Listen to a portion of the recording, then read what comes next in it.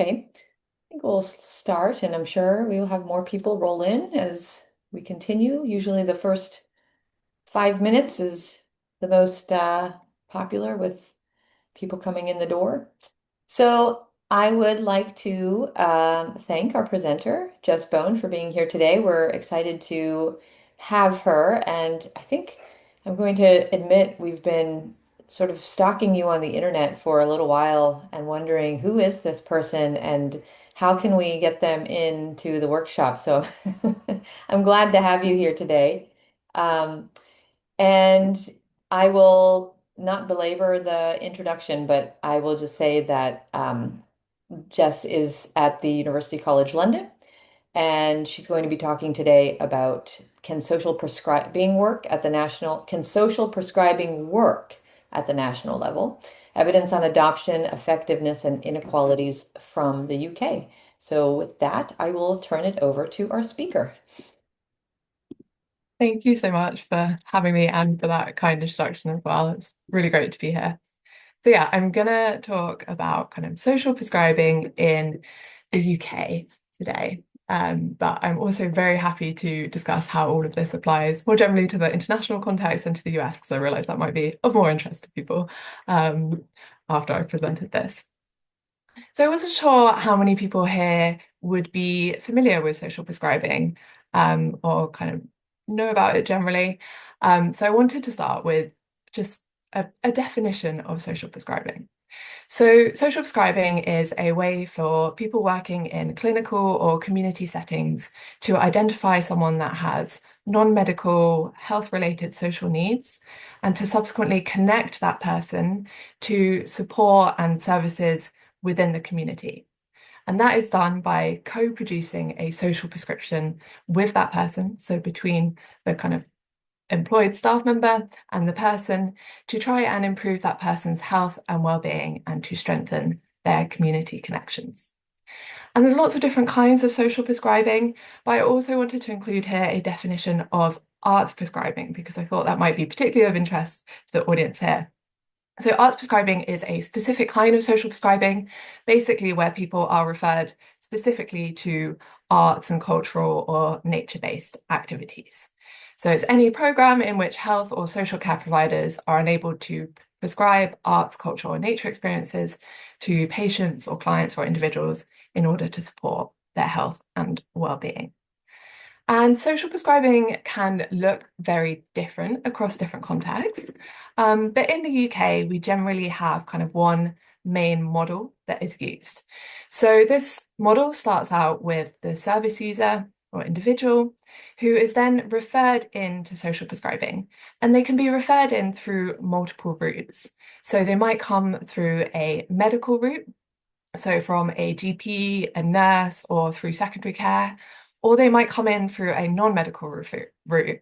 So that could be a self-referral, it could be referral from an educational institution, local authority, social services, etc. That individual then meets with a social prescriber, often called a link worker, a community connector, or a community navigator. But basically, that person is an expert in the local community. So they have spent a lot of time kind of mapping out all of the different resources that are on offer in the community, which might be anything in any of these domains on the right here. So it might be kind of services within mental health and well-being or physical health. It might be support around social relationships or kind of lifestyle-based activities. So it might be kind of sports groups, opportunities for volunteering, arts and cultural activities, kind of services around employment, education and skills, or it might be kind of more practical support services or other kinds of support. So basically, this social prescriber is an expert in their local community and what is on offer. And they will meet with this individual and talk to this individual about what is it that they feel like they kind of need to support their health and well-being. So it's really kind of centered around these conversations on what matters to you. And the aim is to identify kind of what that person is lacking and what they might get from the community and enable them to kind of be linked into those activities.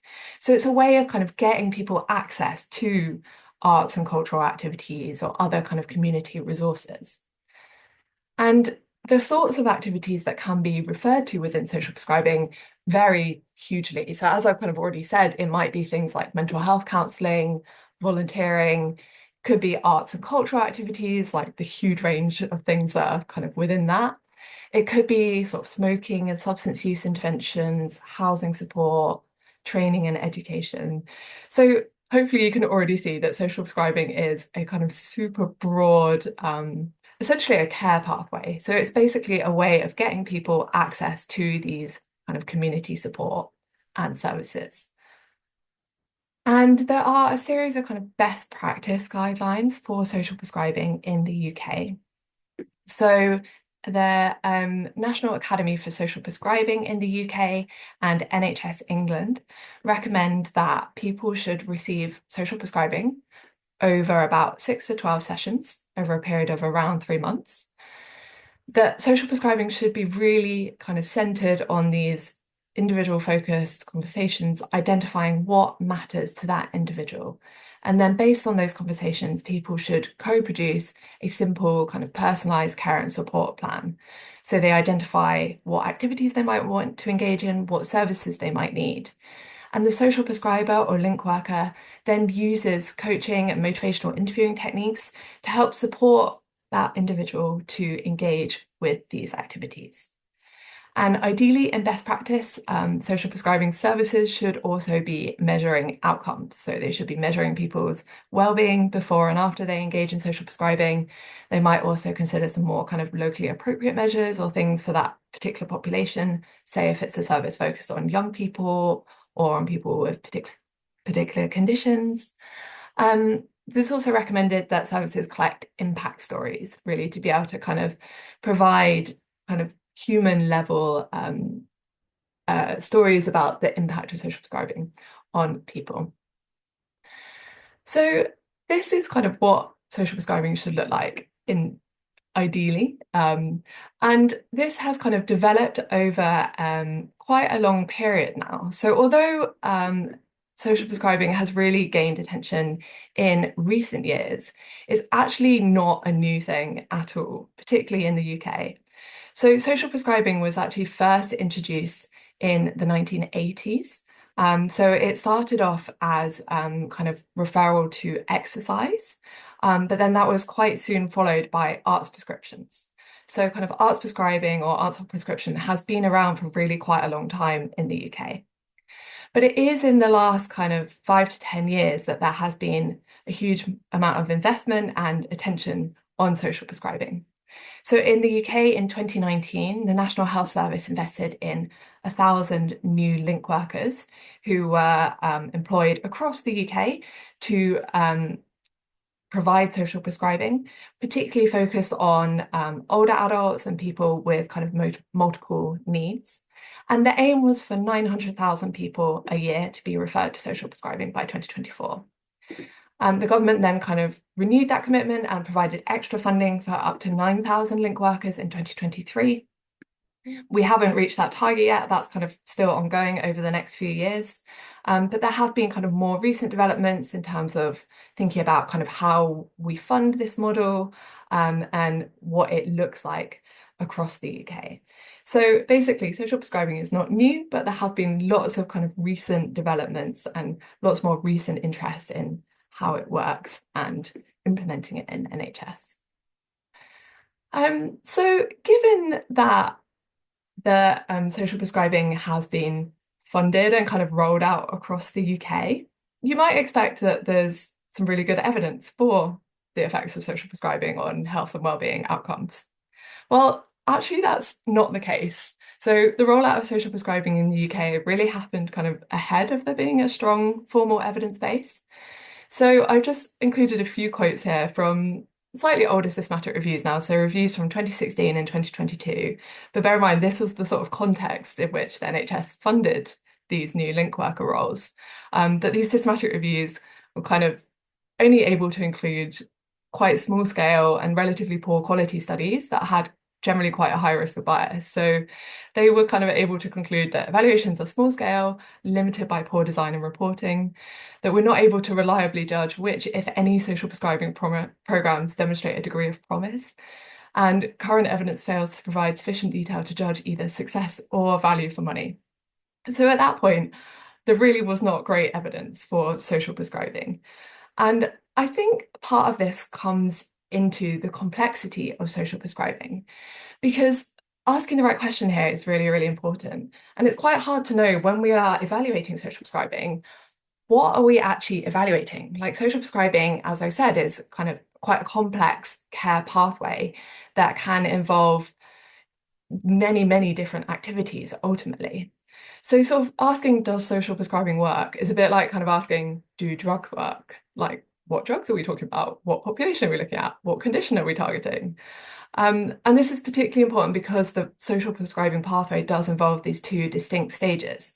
So first we have the role of the link worker. So the individual has these sessions with the link worker, the social prescriber, to identify their needs and think about what activities they want to do. And then there's also the second stage where people are referred to these activities or groups or services that might then have kind of additional impacts on their health and well-being. So social prescribing is very challenging to evaluate and to provide high quality evidence on. So in our group, we're taking kind of three main approaches to evaluate social prescribing and try to build up this evidence base and improve the quality of the evidence. So first off, we're describing what is happening now. So we're using electronic health records to evaluate social prescribing in practice as it has been rolled out in the UK.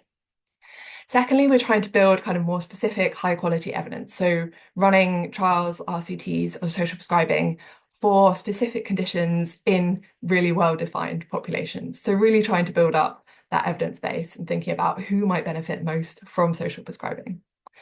And then finally, we're also thinking about the kind of final stage of the social prescribing pathway and building up a better idea of what are the most effective activities. So looking at epidemiological evidence on which community activities might be the kind of best or the most influential for supporting health. And I'm just going to go into some of our work in each of these areas now, just to provide a brief overview of what we're doing. So thinking first about describing what is happening now. So looking at electronic health records from the clinical practice research data links. So this is data from GP practices across the UK. And we looked at mentions of social prescribing in conversations between individuals and their GPs. And we can see the complete lines are talking about social prescribing, and then the dotted lines are actual referral to social prescribing. And what we see is that before link workers were introduced in 2019, so before there was kind of funding for social prescribing across the UK, there was very, very low levels of discussions or referrals to social prescribing in GP practices, as you might expect. So the count on the y-axis here is the number of thousands, so it's 100,000 conversations. Oh wait, no, sorry, that's incorrect. This is the number of conversations within each GP practice itself. So it's just at the GP practice level. So we can see that after the introduction of social prescribers, there's a huge increase in the number of conversations that doctors are having with individuals about social prescribing. And that is also translating into increases in referrals to social prescribing. So we're seeing huge increases here, which really like way outstrip the target. So if you remember, I said the target was to have 900,000 people referred to social prescribing by 2024. What we actually saw in this is that between 2019 and 2023, kind of extrapolating out across all GP practices in the UK, in England, we see about 5.5 million referrals to social prescribing. So a huge number. So this shows that there is huge interest in social prescribing, that doctors are willing to talk to patients about it, and that patients are interested and happy to be referred to social prescribing services. So although there's not been that many link workers in employed across England, relatively speaking, they have seen a huge number of individuals and lots of people getting referred into the pathway. So that's telling us that, okay, great, people do seem to be open to this and kind of willing to engage with the process. So we then looked further into who is actually getting access to social prescribing. Because although uptake is clearly increasing hugely, there has been some kind of concerns that social prescribing is actually just kind of perpetuating inequalities in access to healthcare. So we've looked at kind of who is actually getting access. And this was administrative data from one platform that is used by social prescribing services in the UK. So it includes over 160,000 people who have been referred to social prescribing. And what we see is across the UK, so in the different countries of the UK, we see that really consistently women are much more likely to be referred to social prescribing, as are older adults, and as are those who are living in cities. Looking at area deprivation, we actually saw that the people who were living in more deprived areas were more likely to be receiving social prescribing, and that kind of increased over time as well. So this kind of suggests to us that social prescribing is potentially reaching those who need it most in the UK, and that is potentially improving over time. So this starts to build up the picture of who is accessing social prescribing in the UK based on kind of recent increases in funding. The next kind of obvious question is, well, for those people who've received it, is it working? So, as I said before, social prescribing services are meant to collect outcome data to evaluate whether there have been changes in well-being kind of before and after people have participated in social prescribing. Now, in trying to use this data from social prescribing hubs, we have found quite a lot of kind of challenges in that there is a lot of kind of missing outcome data. So there's for a lot of people who do complete social prescribing and are referred and successfully engage with activities, oftentimes they don't have complete data on well-being before and after they've engaged in social prescribing. So these analyses are limited because of that. But despite that, in these analyses, we were able to include about 19,000 individuals who have successfully been referred to and completed social prescribing. So they've had these sessions with the link workers, they've been referred to activities, and then they've completed repeated measures of well-being within a period of between 1 and 6 months.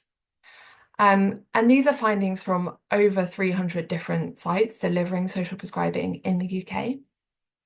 And basically, we find that there are really quite consistent and reasonably sized improvements in well-being and across different domains of well-being in the 1 to 6 months following initial referral to social prescribing. So specifically, we see clinically significant increases in overall well-being as measured by the Short Warwick Edinburgh Mental Wellbeing Scale, which is validated for use among adults. But we also see that accompanied by increases in happiness, in life satisfaction, in feeling that life is worthwhile, and also decreases in anxiety as well. And really quite interestingly, we found very little evidence that these changes in well-being differed across socio-demographic groups. So that indicated to us that social prescribing was kind of broadly applicable to and useful for a range of people across the population. So it's not just that, it's helping people who are kind of from wealthier backgrounds or living in less deprived areas. It did seem to be kind of consistently improving well-being. And then the next step from this that policymakers were really interested in looking at and asking us about is, well, is social prescribing good value for money? So what we did here is we used scores on life satisfaction and equated change in life satisfaction to a kind of monetary value. So this is using Wellbees, which basically assign, a value to increases in life satisfaction in the population. So we see that the estimated cost for each referral to social prescribing is £466. And using these WellBes, we see that a 1.57 point increase in life satisfaction is equivalent to a cost saving of £4,252. So basically, we see a return on investment that for every £1 invested in social prescribing, we see a £9 return. So this is suggesting that social prescribing is really good value for money, that by funding these link workers across the UK, the NHS has made a really good investment and is getting a really good return, at least in terms of well-being and probably in terms of other health outcomes as well. So that is kind of what's happening in the UK overall at the moment, just based on analysis of electronic health records. But we also wanted to ask kind of more specific questions, thinking about trials of social prescribing for kind of specific conditions and in defined populations. And in this strand of work, we're particularly focusing on young people. And this is because social prescribing now in the UK is funded as an all-age model. So it is intended to support all age groups. So it was originally kind of focused on older adults, but it has then been expanded out to focus on working age adults and younger people as well. And it is meant to be open to all of these age groups. But what we're seeing in the UK is that it is mainly accessed by older people, and that young people are far less likely to receive support from social prescribing, even though we know that that young people have a range of social needs, that young people are, just like older adults, also very likely to experience high levels of loneliness, high levels of mental health problems, and low well-being. So we think that social prescribing could be really useful for young people, but that given that they're not really accessing it at the moment in the UK, we've been trying to think about ways that we could increase access, or kind of novel ways we could deliver social prescribing for young people to allow them to gain access to this kind of referral pathway and then experience the potential benefits of all of the different community activities that they might be referred to. So I'm just going to give you a couple examples of the different trials we've been running in this area. So the first one is called Wellbeing While Waiting. And this basically targets young people who are on the waiting list for child and adolescent mental health services. So in the UK, child and adolescent mental health services are really struggling to meet demand. The young people who get referred to these services are kind of already at the more extreme ends of experiencing kind of severe mental distress that can't be managed by family doctors. So they've been referred to these specialist mental health services. But once referred to those services, they might well end up on the waiting list for over a year without receiving any support. So in this trial, we co-designed a social prescribing pathway with young people that would be offered to young people who are on the waiting list for these mental health services. So trying to provide them with some kind of support while they're waiting to see a psychiatrist or a psychologist or receive some other kind of mental health support. So what I guess I should have said before is that social prescribing is often offered kind of alongside other types of kind of health support or clinical services. So it's not intended to kind of replace things like medication, but it's intended to provide kind of extra support and really target people's kind of non-medical social needs. So in this study, we co-designed this pathway with young people and then ran a mixed methods trial with over 500 young people across multiple sites in the UK. So we worked with clinicians to identify young people who are on the waiting list, but who would be suitable to participate in social prescribing. So people they could have relatively severe mental health problems, but were likely to be able to engage in social prescribing and in the kind of activities they might be referred to. And we looked at emotional behavioral difficulties, resilience, symptoms of anxiety and depression, and a range of secondary outcomes, including things like loneliness, happiness, feeling that life is worthwhile. And we measured those outcomes at baseline And then we randomize people to either social prescribing or to the control condition, which was just remaining on the waiting list for this mental health services. And then we measured improvements in those outcomes at 3 months and at 6 months follow-up. And what we see is that we've looked at the kind of trajectories of these outcomes across the different groups. And you can see the control group, so those who just remained on the waiting list, is in red. The intervention group who got social prescribing are in blue. And what we see is there are significantly different trajectories of emotional and behavioral difficulties and of resilience among the two groups. So we can see that in the control group, emotional and behavioral difficulties somewhat increased and then went down a little bit, but overall throughout the 6-month period, they remained pretty stable. Whereas in the social prescribing group, we see a significant decrease in these difficulties. And we see the reverse in resilience. So we see that in those young people who received social prescribing, there is an increase in resilience over the 6-month period, whereas the control group don't really show any change over the whole period. Now, interestingly, we didn't actually see any positive impacts on symptoms of anxiety or depression in this trial, which we kind of had expected. But we think that this is maybe because these young people were on the waiting list for mental health support. Some of them were quite unwell and potentially not able to engage with social prescribing to the extent that we might want them to, or that they might kind of really need support from a psychiatrist or a psychologist before they're really able to engage in social prescribing and these kinds of activities. So based on that, we've kind of taken a step back and thought about, well, what other ways might there be to get young people involved in social prescribing and provide them with access to these support?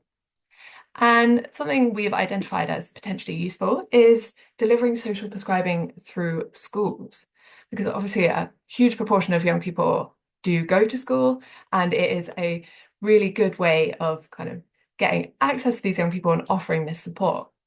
So in another trial that we're still running at the moment, we've done the pilot and we're now running the full trial for it. We have looked at offering social prescribing to young people who are identified as lonely in schools. So basically, we're going into primary and secondary schools, so it's with kind of 8 to 15-year-olds. And we are getting them to complete a measure of loneliness.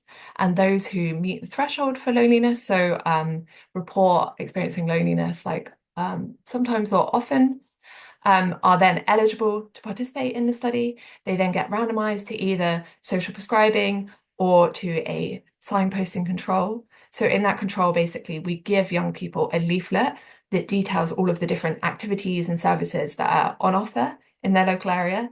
So that will outline things like all of the different arts and cultural activities, sports groups, volunteering opportunities, housing support, all of these other potential things on offer in the community. But they only receive a list of those things on offer. They don't get the sessions with the social prescriber to help them think about what are their goals, what matters to them, what might they be most interested in doing, and how might they engage in those activities. So in the pilot, we saw that we were able to kind of do the screening for loneliness, and young people were interested and engaged and keen to kind of try out social prescribing. So obviously the pilot it wasn't powered to look at whether this caused changes in loneliness. We did see some evidence that the young people who got social prescribing instead of the signposting did have some reductions in loneliness. But now we are right in the middle of the main trial. So we've just finished following up young people at the 3-month mark. So we're really excited to kind of start looking at that data and see whether the social prescribing intervention has reduced loneliness among young people. So that's just a taste of some of the trial work we're doing in the group. And the final element of our work that I wanted to talk about today was this building this evidence base on what are the most effective activities to support health and well-being. So what should social prescribers be referring people to try and improve their kind of social outcomes, their health, their well-being? And a lot of our work in the team has focused on arts and cultural engagement. particularly, yeah, a lot of epidemiological studies. So in this report here, I just wanted to mention it because it summarizes our findings from over 70 epidemiological studies, where we're looking at the links between different kinds of arts and cultural engagement and a range of different health and well-being outcomes within the general population. And these are findings from cohorts in the UK and the US across all age groups. And our findings kind of fall into three key areas. So first, focusing on children and young people, second, focusing on mental health, and then finally focusing on healthy aging. I'm just going to provide a few examples of the different bits of evidence we've seen in that area about how these different kinds of activities might influence a range of health outcomes. So in this study, we looked at kind of hobby engagement because we think hobbies is very relevant to social prescribing. It involves a range of different activities. So these might be kind of creative hobbies. Um, so things like painting, writing, um, collections, anything basically that is kind of classified as a hobby, often identified by the person themselves as their hobby. And we wanted to look in the study internationally because, as I said in the previous report, most of our work has been in the UK and the US, and it kind of remains unclear whether there is consistency in the benefits of these different activities across countries and across different kind of cultural settings.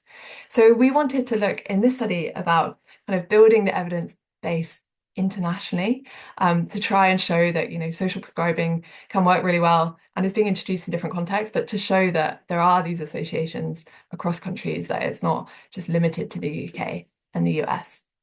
So in this study, we harmonized measures of hobby engagement and different aspects of mental well-being across 16 countries. So in the US, in England, in several European countries, in China, and in Japan. And we looked at, as indicators of mental well-being, we looked at depressive symptoms, self-rated health, happiness, and life satisfaction. And interestingly, across countries, we saw that the prevalence of hobby engagement varied really substantially. So from about the lowest one was in Spain, was about 51% of older adults said that they did hobbies, up to in Denmark, we saw that 96% of older adults said that they did hobbies. So really engaged kind of older adult population there in Denmark. But despite those huge variations, we saw pretty consistent evidence that, oh, sorry, there we go, that engaging in a hobby was associated with lower levels of depressive symptoms, with better self-rated health, with higher happiness, and with higher life satisfaction. So basically what we did here, what these tables are showing, is that we ran the analyses separately in all of the countries, and then we meta-analyzed the results. So we pulled the results across the countries and see the kind of overall effects at the bottom. So although there was some variability, we do see pretty consistent results that engaging in these kinds of hobbies can support older adults' mental health and well-being. And we've also looked more specifically at different kinds of activities. So looking at older adults in the US and focusing on depression as an outcome. We've looked at how different leisure activities are related to older adults' risk of depression 2 years later. So we see that across different kind of creative leisure activities, there is some variability in associations with depression 2 years later. But what we see is that doing a hobby weekly or being part of a club, so either going to a club monthly or weekly, or going to an organization monthly, is associated with a lower risk of depression among older adults. And this is all of the evidence I'm presenting here today is independent of a kind of wide range of potential confounders. So independent of individuals' demographic characteristics, their socioeconomic position, and other information about their kind of neighborhood characteristics as well. So what we see here, I think this is a slightly interesting one because the results are maybe not as consistent as we might expect, but we do see that even looking just at one time point um, in older adults' lives, that there does appear to be an association between doing these kinds of creative leisure activities and their risk of developing depression. And then in the UK, we've also looked at engagement specifically in cultural activities. So this is sort of receptive engagement, so being an audience member at things like concerts, theatre shows, going to a museum or a gallery. So all of those kinds of receptive cultural engagement grouped together. And we see this really nice dose response relationship that the more frequently people do these activities, so ranging from never to doing them more than once a month, the lower their risk of depression. So on the y-axis here is basically the incidence rate, so the number of new cases of depression over the following 10 years. So we see that as people do these activities more often, they are less likely to develop depression over the following 10-year period. So I think really nice kind of evidence there that doing these activities more often can support different kind of mental health outcomes, in this case, depression. We've also looked at other kinds of engagements. So here I looked at participating in community arts groups for older adults. And again, this was in the US. And what we see is we looked across a range of different domains of well-being. So looking at all the different kind of types of positive and negative measures of well-being. And we see again that even after we've taken into account all of the different factors that influence both whether older adults are likely to participate in these community art groups and also influence their well-being. So things like their kind of general health, demographic factors, socioeconomic factors, even after accounting for all of those, we see really nice kind of associations that participating in a community arts group is associated with higher levels of life satisfaction, higher positive affect, feeling like they have more purpose in life, and feeling like they have more kind of mastery over their activities and their life. Interestingly, in this one, we didn't see associations with the more kind of negative measures. So with negative affect or with feeling like people kind of had constraints on their activities in their lives. So we're wondering if this is kind of, those are sort of external factors that can't really be changed among us, so might be caused by kind of other kind of mobility or health issues. But despite that, we are still seeing these kind of potential positive impacts happening there. And we've not just looked at older adults, but we've also looked at other populations. So just one example here of evidence from young people in the US. So this is young adults aged 18 to 28. And here we looked at whether how often they participated in organised arts activities was associated with their levels of well-being. So well-being here was measured as kind of flourishing. So this is sort of how well you're doing, regardless of whether you have any health conditions. So whether you are kind of flourishing in your life. And what we see here is, again, there is this dose response relationship. So the more often young people were doing organized arts activities, the higher their levels of well-being, so of flourishing. So compared to those young people who never did these activities, people who did them weekly and daily had significantly higher levels of flourishing. And then in the figure on the right here, we wanted to break that down and look at kind of what was driving these associations. So was it like emotional well-being, psychological well-being, or social well-being? And we see that really it's driven by the kind of psychological and the social elements. So it seems like these kinds of organized arts activities might be helping these young adults to kind of build confidence and self-esteem. It might be enabling them to feel part of a kind of social group, to connect with peers, to reduce loneliness, and that it's through those kinds of pathways that it might be having these impacts on well-being. And then just one final study that I want to mention that moves beyond looking just at health outcomes, but looks kind of at the sort of final aspect here and showing that these kinds of activities don't just support people's mental and physical health, but they can actually enable people to live longer as well. So this is another study of older adults in the UK. And here again, we looked at cultural engagement. So things like visiting museums, art galleries, exhibitions, theatres, concerts, going to the opera. So really, it's generally kind of highbrow cultural activities. And we see that even after accounting for factors like other forms of kind of social engagement, people's mobility, their wealth, we see that for those who frequently engaged in these kinds of cultural activities, they have about a 20% lower risk of death over the following 14 years than those who never engaged in these activities. So I think this provides really strong evidence that we're not just seeing impacts on a range of different health outcomes, but that actually engaging in these kinds of activities might be enabling people to live longer as well. So this evidence base indicates to us that within social prescribing, referrals to different kinds of arts and cultural activities might be particularly effective. And this has obviously been taken forward within kind of specific types of social prescribing that focus on the arts and culture, so arts on prescriptions or arts prescribing.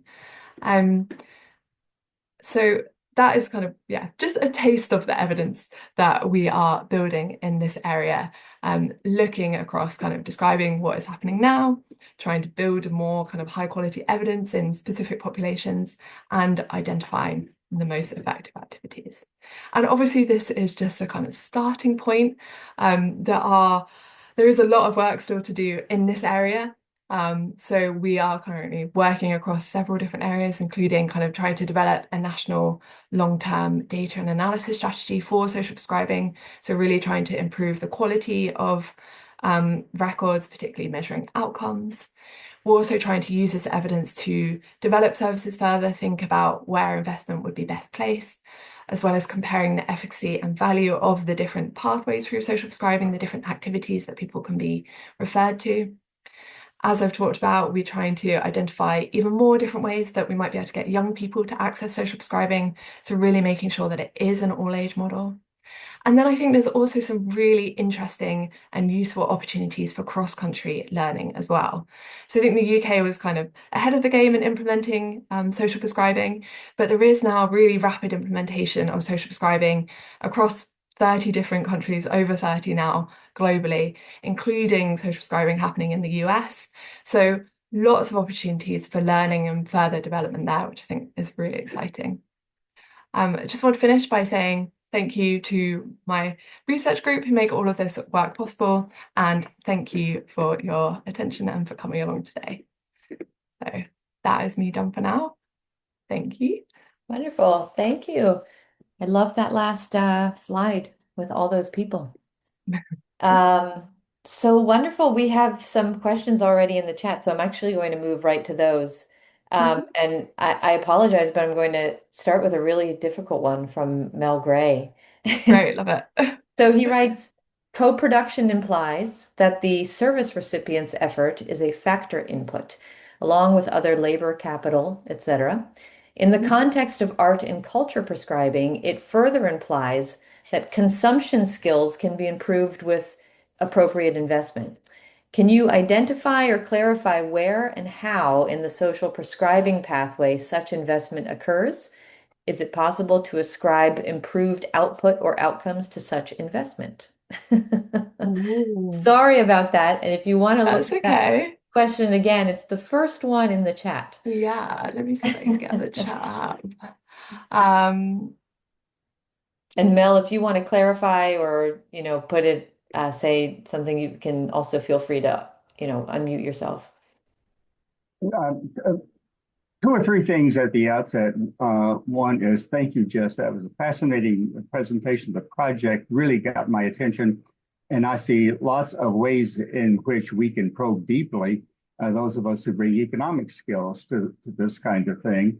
And my particular set of skills applied here just happens to be most recently to the co-production concept. Therefore, and with appropriate apologies, that question that Joanna biased you about in her introduction. Thanks, Joanna.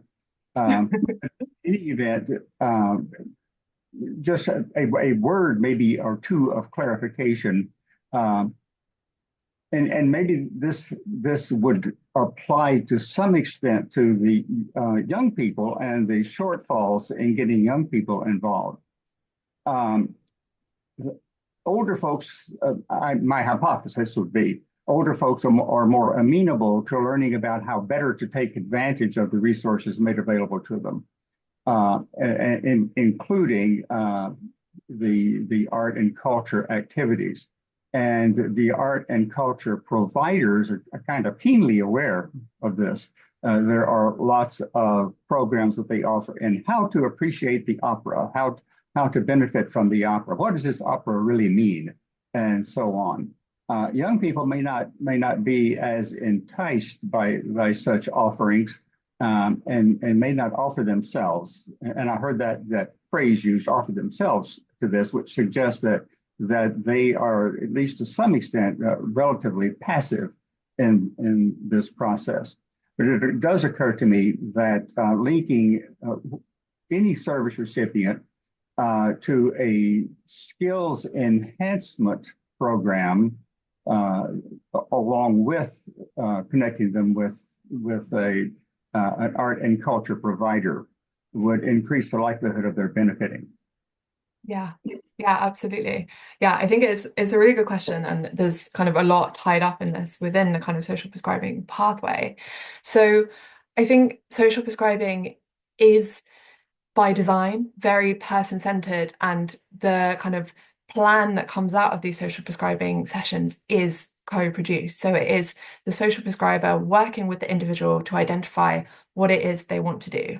And as you say, that might be easier with older adults who might have kind of developed more interest throughout their lives, be more amenable to participating in these activities.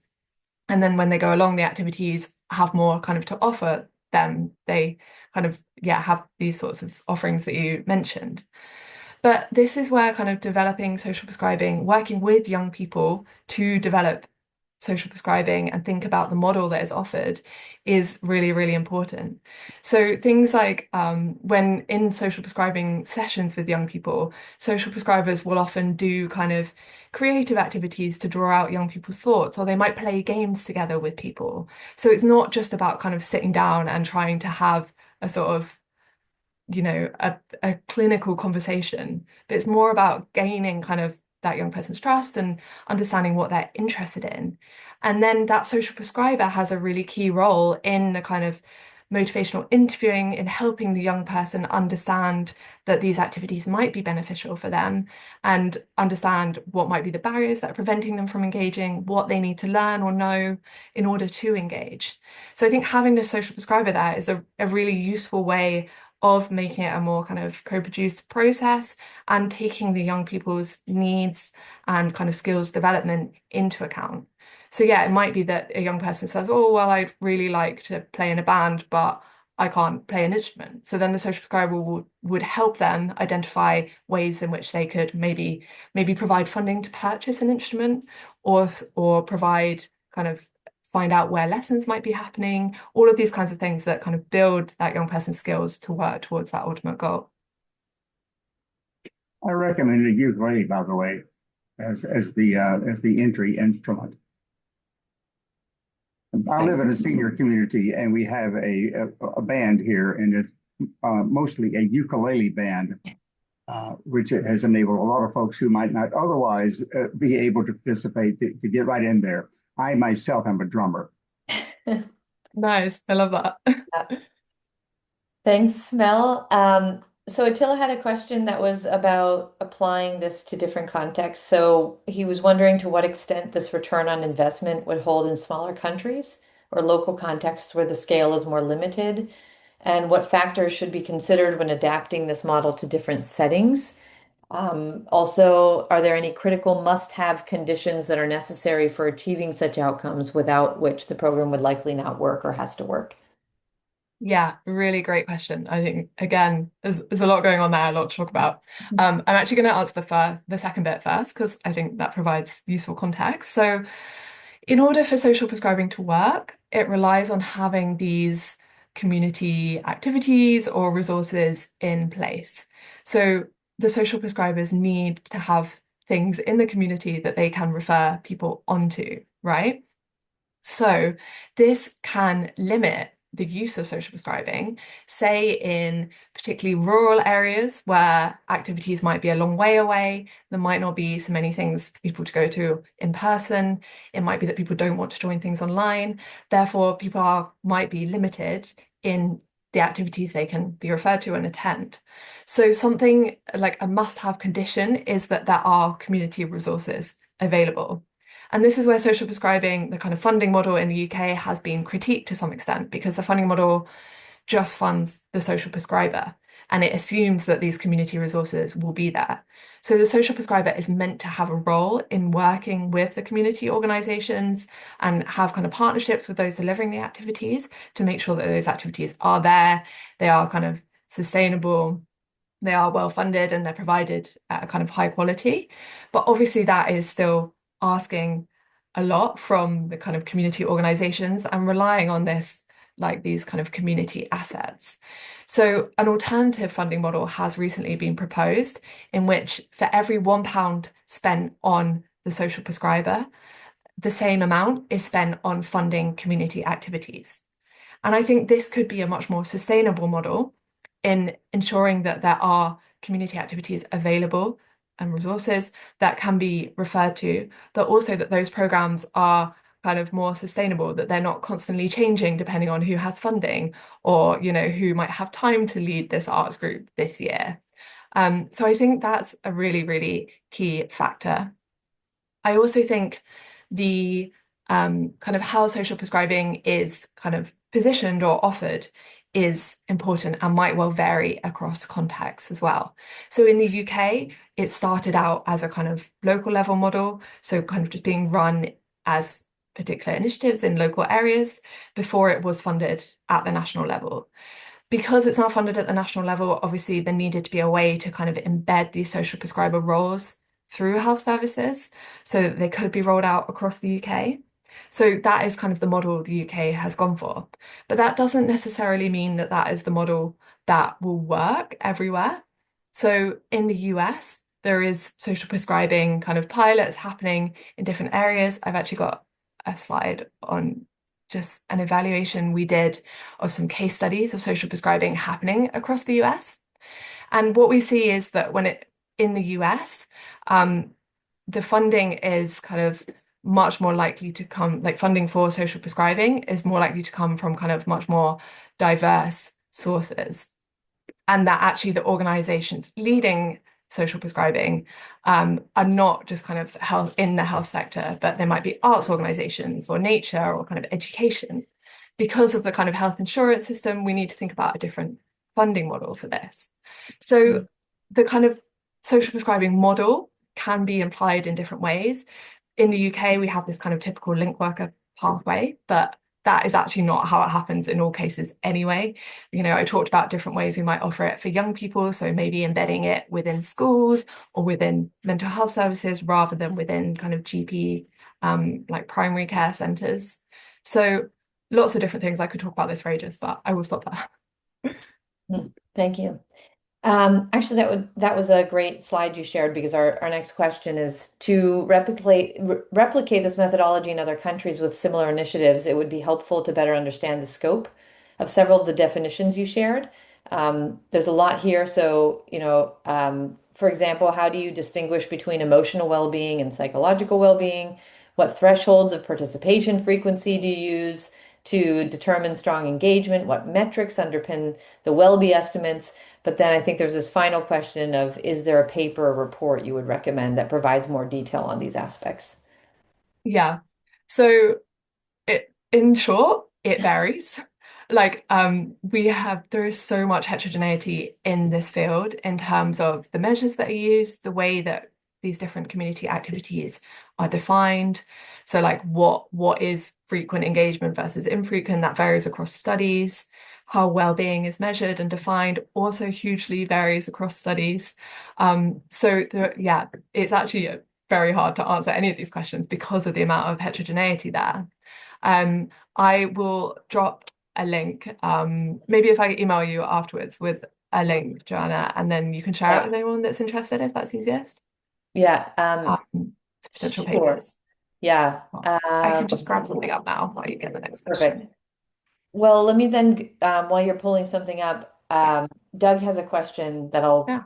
read, and it's so yeah, so there's obviously a large documented cost benefit ratio here where benefits are immense and costs are very minimal, yet engagement is actually not very widespread. So he says lots of 20-pound notes lying on the sidewalks. If prescribers and link workers are the key, then I'm uncertain as to why, as a policy matter, this is a public service rather than just a huge profit opportunity for mediators or middlemen to make these links. So he's curious about the spillovers at play.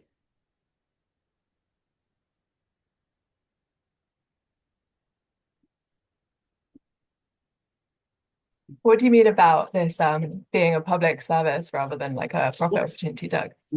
Why do we need government to, why do we need a healthcare system to come in and pay for link workers? If there's 10 to 1 benefits out there, I'm an idiot for not buying this service myself.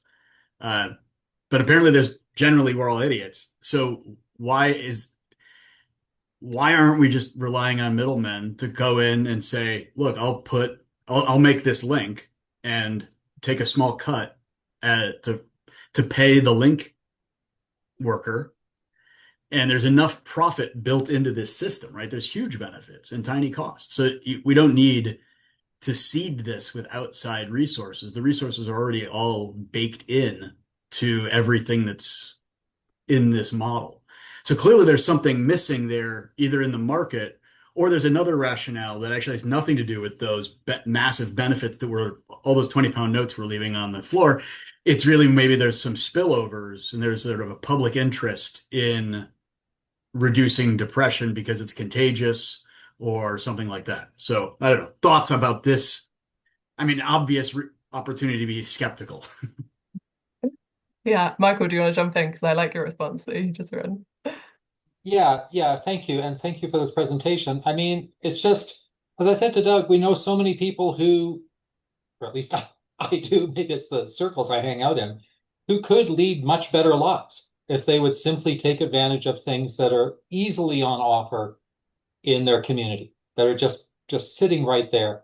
And sometimes they just need someone to tell them, you know, you don't have to live the way you're living.